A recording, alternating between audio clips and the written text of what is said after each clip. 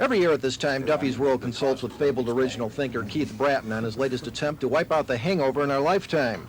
But upon joining Mr. Bratton at the J. Ross Brown whaling station on the northwest side, this reporter was given a scoop on a project so awesome in scope and compelling in design that it's virtually beyond the comprehension of a sober man.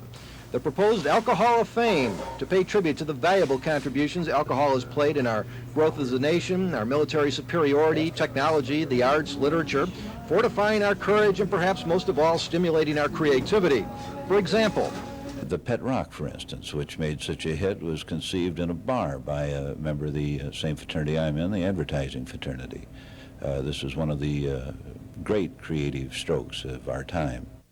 Bratton unfurled architect's drawings to show the breathtaking range of his dream project. You can see that we're planning to have the Phil Harris room here. He's a native of Indiana. The room here holding Dean Martin's shot glass collection is quite large. You'll notice there's nothing in this room. That's the Carrie Nation room. We want to have something there, but to commemorate it, so emptiness is the best thing.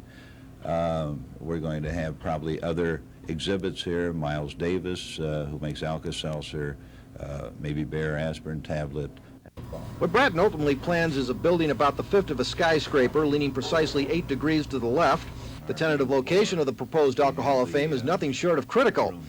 We were looking at sites over in Champaign, but it was too expensive there, so I think we pretty well decided on Bourbon, Indiana, which is up north and near the toll road. And I think that right now we have scouts out looking for land. What kind of reaction have you had from the citizens and city fathers of Bourbon, Indiana?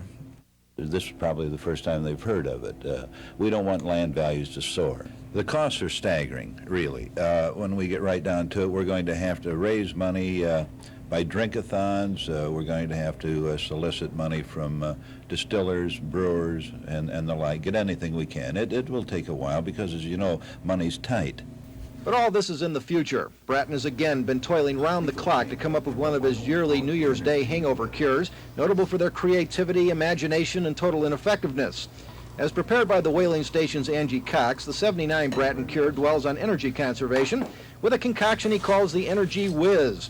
High-protein flavored drink powder, preferably creamy banana, milk, honey, and vodka. The healing powers are in the preparation. Instead of using it in a powered blender, you mix it by hand this year. That saves a lot of energy, power.